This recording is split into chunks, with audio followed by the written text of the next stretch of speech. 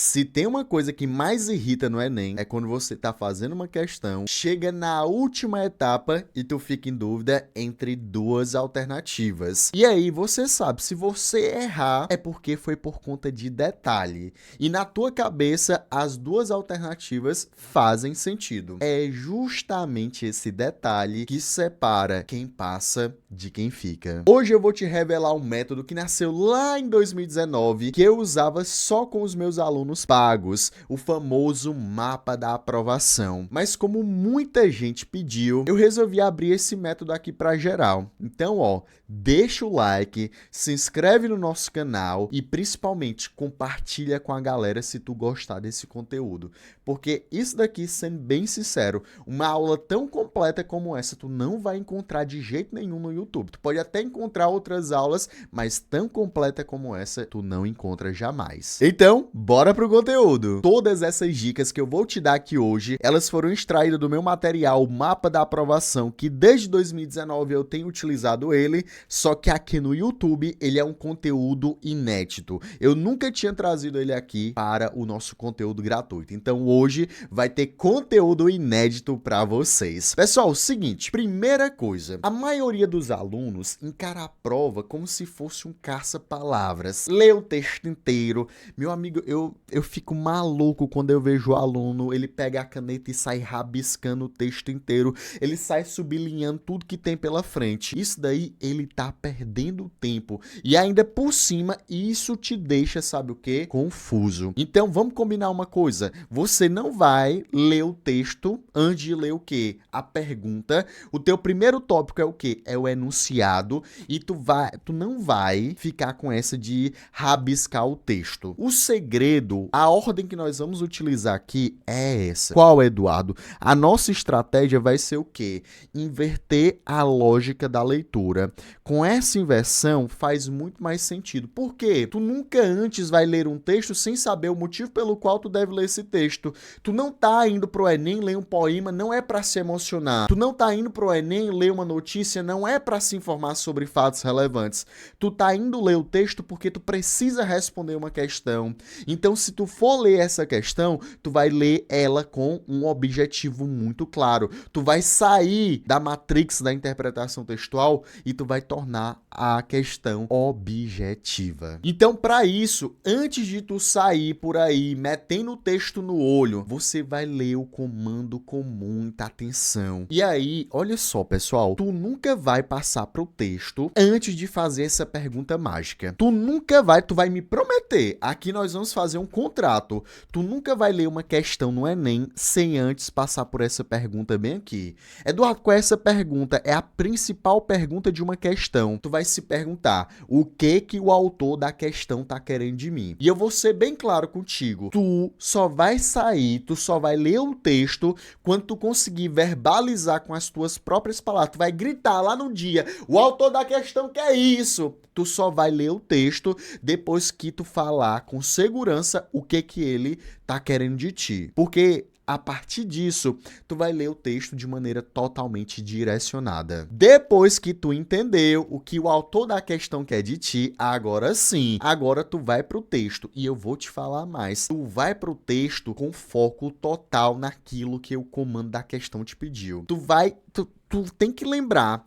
Eu tô lendo um texto, mas nem tudo que tem nesse texto é de fato importante. Nem tudo que tá no meu texto é essencial. Então, a primeira coisa que eu te digo aqui, se tu for grifar alguma informação, grife com o quê? Com responsabilidade. Você vai ser a pessoa mais responsável do mundo para grifar. Se for grifar, grifa aquilo que é importante. Tem gente que transforma o texto, meu Deus do céu, fica um carnaval. E a pessoa ainda sai mais perdida do que entrou. Então, você vai procurar aquilo que responde o que tu verbalizou no comando. Nada além disso. Nada de ficar indo além do que o comando da questão te pede, que é justamente essa a principal pegadinha. E você vai lembrar que nem toda informação no texto é essencial. Por isso que tu vai ter uma leitura o quê? Uma leitura direcionada. nada. E aqui nós chegamos na parte que é a parte mais ignorada, só que ao mesmo tempo é a mais poderosa da questão, que são as... Turma, eu costumo dizer que aqui é onde a gente separa o aluno muito bom do aluno realmente hard, do aluno que se destaca, daquele aluno que realmente é diferenciado, porque ser bom é uma coisa, agora ser diferenciado é outra. E eu vou te dizer uma coisa, aqui é onde você vai trabalhar com o padrão de formulação de uma questão. Eu preciso que tu fique atento a 3 elementos importantes dentro das alternativas. Primeiro, nós temos quem, Eduardo? Nós temos as palavras que singularizam as alternativas. Nós temos os verbos de sende. O que são esses verbos de sende? São aqueles verbos que dizem algo. Ele apresenta, ele ilustra, ele promove, ele tenta persuadir. Tudo isso é verbo de sende, tá bom? E também os termos técnicos. Edu, o que são esses termos técnicos? É aquilo que você traz de uma aula. Por exemplo, eu aprendi numa aula de literatura que uma postura resignada, uma postura engajada é uma pessoa que ela é preocupada socialmente. Pronto, Eduardo, eu estou trazendo o quê? Lá da minha aula de literatura. Isso eu aprendi previamente, é um termo técnico. Você vai perceber que no Enem você tem a etapa lá. Vamos lá, aqui tem uma alternativa do Enem. A alternativa do Enem, ela pode ser dividida justamente em 2 etapas. A primeira etapa é justamente esse termo técnico, é justamente essas palavras que singularizam as alternativas, é justamente os verbos de sende. E a segunda etapa, ela é algo que tu traz de onde tu vai trazer lá do teu texto, lá do texto que você acabou de ler. Então aqui nós temos as palavras que singularizam as alternativas e você tem também o detalhamento dessa alternativa. O detalhamento dessa alternativa vem de onde? Vem justamente do texto que você acabou de ler. Eduardo, e para que tu tá dizendo isso? Eu te explico. É porque tu consegue responder uma questão, tu consegue dizer se a alternativa ela tá correta ou ela tá errada, olhando justamente para esses 3 elementos ou então para o detalhamento da tua questão. Edu, entendi muito bem não. Me explica isso. Vamos lá. Deixa eu te apresentar aqui uma questãozinha do Enem. Olha essa questão do Enem. Opa, Eduardo. Eu vou te mostrar que só você sabendo essas informações que eu te passei, isso já te dá um filtro absurdo. Que essas palavras, esses termos, eles te mostram o que é exatamente o que a alternativa está afirmando. E isso bate com o que realmente está presente no texto. Bora lá. O comando dessa questão fala o seguinte. Nesse soneto, a imagem e o comportamento do pássaro são utilizados pelo eu lírico para metaforizar o quê? Primeira coisa que eu faço, qual o nosso passo 1? Eduardo, eu li o comando da questão e eu vou fazer a seguinte pergunta. O que o autor da questão tá querendo de mim? Ah, Eduardo, ele tá querendo saber por que o comportamento desse passarinho que ele tá falando, ele representa o que para o eu lírico? Ele metaforiza, ele simboliza o que exatamente? Aí, olha só, tu vai lá na hora da prova, tu lê o texto, tu vai ler o texto o quê? Em busca do que é o quê? Do que está sendo metaforizado, em busca daquilo que está sendo o quê? Que está sendo simbolizado. Aí quando tu chega nas alternativas, tu vai perceber que aqui as alternativas têm palavrinhas que singularizam essas alternativas, olha só, sofrimento, revolta, contraste, envelhecimento, resignação. O que eu apresentei para vocês? Isso são palavras que singularizam as alternativas. Tu não precisa saber de todas essas palavras. Somente o que está em amarelo aqui praticamente já diz tudo que a alternativa quer. E aí, ao resolver a questão, você vai perceber que ele fala o quê? Ele vai falar que a gaiola aboliu a vontade do corrupião, que é o passarinho, que ele nunca mais verá as liberdades, que ele é igualzinho, o eu lírico é igualzinho esse corrupião. E aí, por que esse corrupião, Eduardo, fica na gaiola o dia todo? Porque ele tem o melhor piche dele, porque ele tem o alimento dele todos os dias. Eduardo, uma pessoa que tá acomodada com o que tem, que ela já está satisfeita com o que tem, ela é uma pessoa o quê? Resignada. Por isso que o gabarito dessa questão aqui, olha só, ela é uma questão considerada difícil. Talvez, Eduardo, você sabe que aqui é letra E. Por quê? Porque tu tem ciência da tua palavra que singulariza a alternativa. Beleza? Tranquilo, pessoal. Vamos aplicar isso daqui mais uma vez. Olha só, essa questão fala o seguinte: o que assegura o reconhecimento desse texto em quadrinhos como prefácio é o quê? Passo 1. Qual é o nosso passo 1?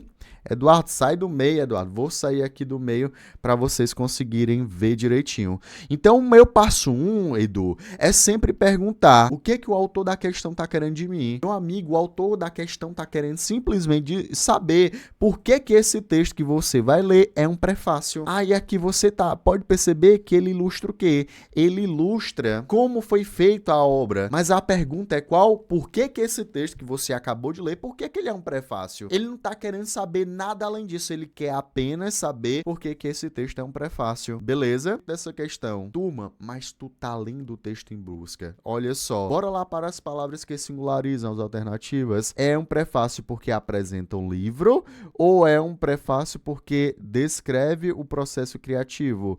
É porque apresenta o livro ou é porque descreve? Olha os nossos famosos verbos de send aparecendo. É apresentar ou é descrever?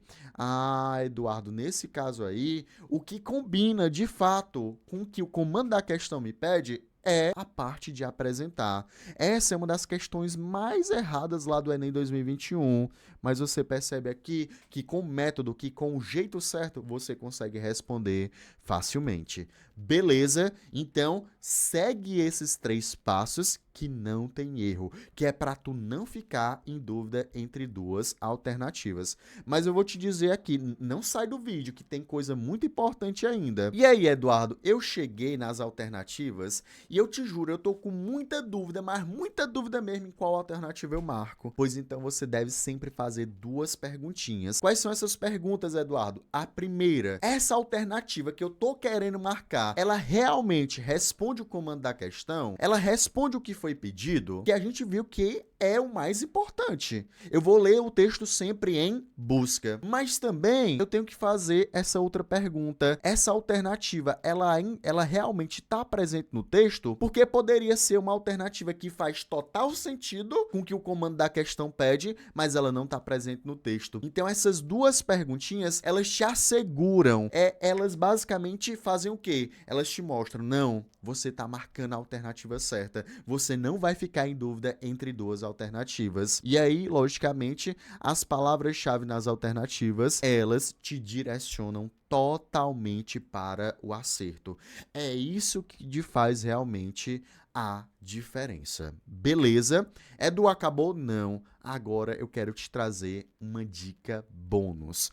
Agora, presta muita atenção porque essa é a principal dica, é a dica de ouro de todo esse vídeo. Turma, ao longo do ano, enquanto tu estiver aí fazendo tuas questões, eu quero que você anote aquelas palavrinhas que você não conhece entre as alternativas. Então tu tá lá, olha só, tu tá lá fazendo tuas questões. Eduardo, eu tô fazendo um simulado e apareceu aqui no simulado, na letra a seguinte palavra que singulariza a alternativa. Ele tá me dizendo que, no caso, existe uma postura do eu lírico que é uma postura o quê, Eduardo? É uma postura engajada. Edu, eu não sei o que significa esse termo engajado. Hoje tu vai fazer o quê? Tu vai anotar o conceito dessa palavra. É como se você criasse um dicionário pessoal do Enem. Eu chamo isso daqui de quê? Eu chamo isso de caderno de repertório. Você vai anotar as palavras novas nas alternativas, os verbos de send, tudo bem?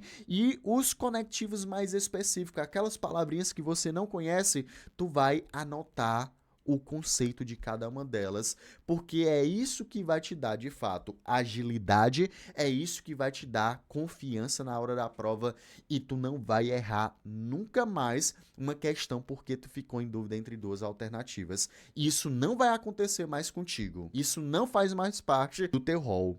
É justamente isso que te mostra que a prova de linguagens, ela não é o quê? Ela não é interpretação textual. E lógico, quando você conhece a matriz de referência, aí o negócio fica muito melhor, mas muito melhor mesmo. Então, turma, anota direitinho tudo isso que você viu na aula de hoje e já coloca em prática no próximo simulado, que você vai ver que vai fazer uma baita diferença, que a maneira como tu olha para as questões vai ser totalmente diferente e, lógico, não apenas totalmente diferente, tu vai se diferenciar do teu concorrente. Então, esse conteúdo aqui, que ele era um conteúdo totalmente exclusivo para o meu curso, para os meus alunos, eu resolvi abrir aqui porque de tanto vocês me pedirem, de tanto vocês terem dificuldade, eu resolvi e agora esse conteúdo tá liberado aí para geral. E eu espero de coração que esse conteúdo ele tenha te ajudado. E não esqueça, evidentemente, deixa o teu like e se inscreve no nosso canal. Tu vai comentar aqui, eu quero mais do mapa da aprovação, que eu vou trazer, que eu vou fazer o quê? Que eu vou trazer muito mais vídeos estratégicos para vocês, beleza? Então, pessoal, eu espero de coração que esse vídeo tenha te ajudado. Beijo no teu coração e até a próxima. Valeu!